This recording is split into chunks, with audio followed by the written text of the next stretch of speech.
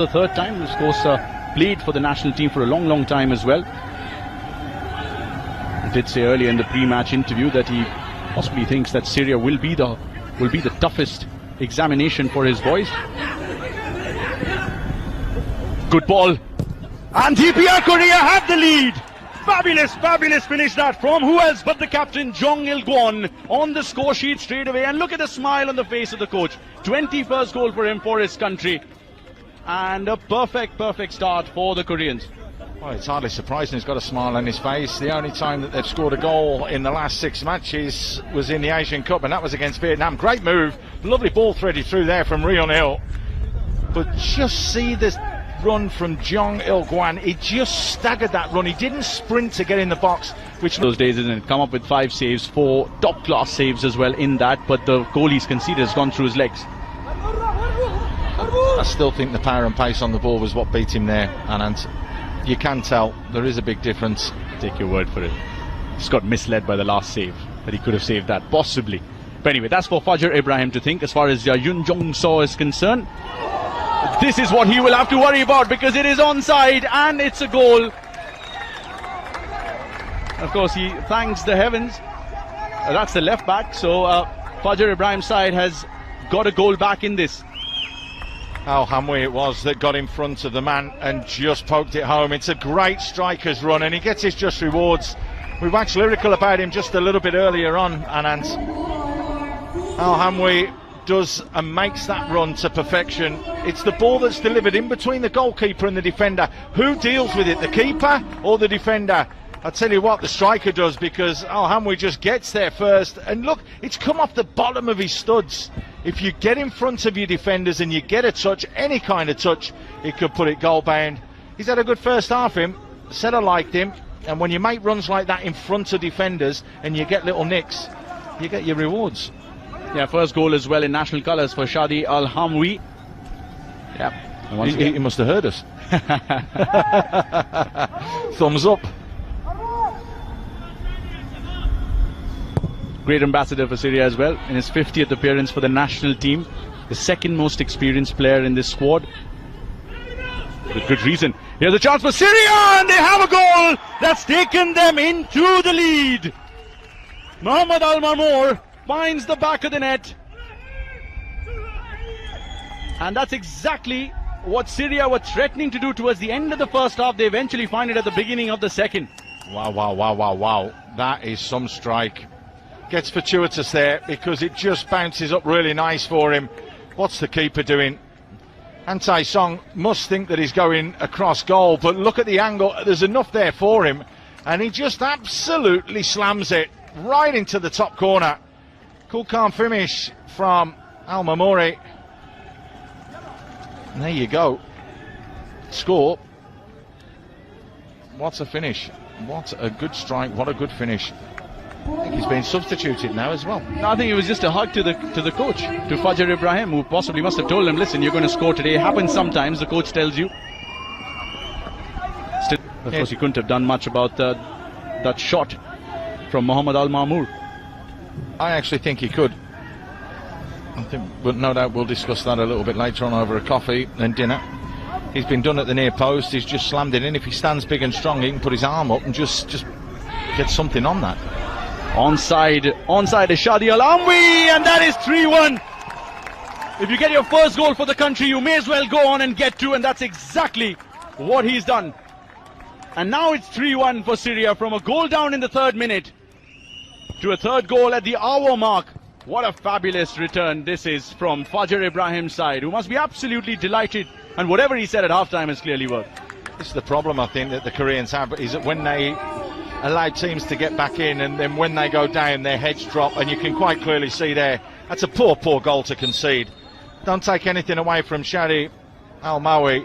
Was he offside? I think he looked in an offside position, if I'm being honest. But what's the keeper doing? I mean, that's not even, that's down the middle of the goal. Where is the goalkeeper? That's poor to be beaten from there at that angle with that pace. Take nothing away from the finish, take nothing away from the strike. I mean, that goal has been gifted to them. It's individual errors again that we're seeing that are hurting teams. Gupta having a word with one one of the other goal scorers, Mohammad Al-Marmour. He's football. They've just come up against Ibrahim Alma, who's in absolute fantastic form today. 6 saves, 4 of them top class. And that's why it's Syria who are closer to their 4th goal than DPR Korea. Another ball threaded through. Here's a chance for Mohammad Al-Marmour to make it 4-1 Syria. It is 2 goals for Shadi Al-Hamwi, 2 goals for Mohammad Al-Marmour, and Syria surely will do enough now to protect the scoreline, if not add to the worries that DPR Korea are already facing here in Ahmedabad. Fabulous. It's another 4 goals conceded by the Korean side. That's poor, but who's pulling all the strings at the moment now? It's Firas, who's dropping into holes and he's becoming unplayable. You can't get close to him. He's just threaded that ball through, take nothing away from Al-Marmour, because he still had a lot of work to do here. It's a good first touch, a good second touch, maybe just gets fortuitous there, but that's created the half yard for himself to tuck it back across the keeper. That's game, set and match for me. There is absolutely no way that the Koreans are getting back into this one, in my opinion. Tell you what, Tajikistan players will be watching this with a lot of interest. They got 4 goals as well yesterday, but they had to. Buys or wins. Everybody wants to play and everybody wants to win.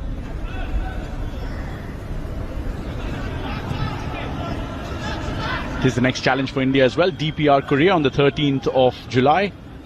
They can beat them. After watching this performance. It's going to be my next question to you, but you've answered that already. Here's a chance for DPR Korea to at least make the scoreline look like last night's, and certainly will look like last night's. Talk about a commentator's curse as far as the Syrians are concerned, but a good goal and something to say for Ri Hyung-jin. Came off the bench on the score sheet. 2nd goal for the Democratic People's Republic of Korea. 4-2. Have we got a comeback on? That's the question. I didn't see this coming, I have to be honest. But I tell you what, there's 4 red shirts standing around doing nothing, just too far off the man. It's a great strike from Ri Hyung-jin. Turning backs, not close enough. Poor defending. I tell you, the Syria coach will not be happy that they've conceded that goal. And neither will he, because he's had a good game, Alma, even though he's conceded 2 goals. I tell you, when you play narrow, you can only go in one direction. You can't create as much as you would like to. The variation isn't there. Yeah, we saw that way too often in the first half. Both the wingers trying to cut in as well. You could understand from the captain's point of view. He got a frustrated figure as the Syrians kept coming in numbers and scoring. Once again, no foul given. Here's a chance for the captain to finally get on the score sheet. And on the score sheet, he will to get his 32nd for the country. No offside given, no foul given earlier, which is something that DPR Korea will look back at and think maybe there should be a grieved by it from the referee. But Firas Al-Khatib finally on the score sheet, 5-2 for Syria. Foul, 100%. Offside right in front of us, touch and go. I thought he was in an offside position. Cool, calm finish. Don't take anything away from that. But I think there's very, very just cause there for the Koreans to be a little bit upset, because there was a clear foul on the halfway line there. How it's not been given, I don't realise, and I don't know. But Firas, he's got his just rewards, because he's had a good game this second half.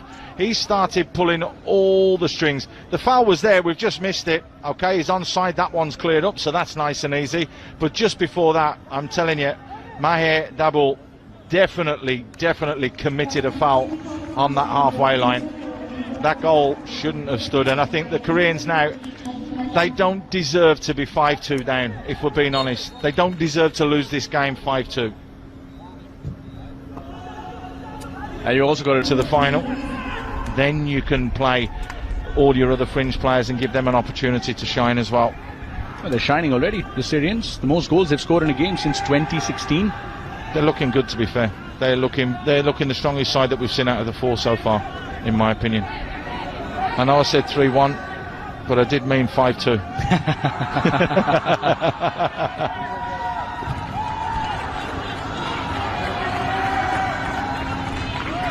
Just punch that ball out then, did he, rather than kick it? I don't think I've seen that before. Never before. That's a little bit of showboat. You don't really be wanting that as the coach. I tell you, the coach will have him afterwards, because they might be 5-2 up, but you still have to keep that professional ethos as a keeper, because one sloppy incident or one mistake and it could cost you. There was a moment of silence because I was picking my jaw up. Couldn't believe what I was seeing on the football pitch.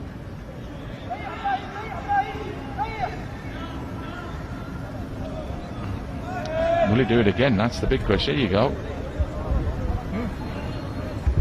Okay. That's how they do it in Syria. Now, possibly. I'll tell you what, he'd be a great discus thrower, wouldn't he? Did you see the turn and the swing in those shoulders?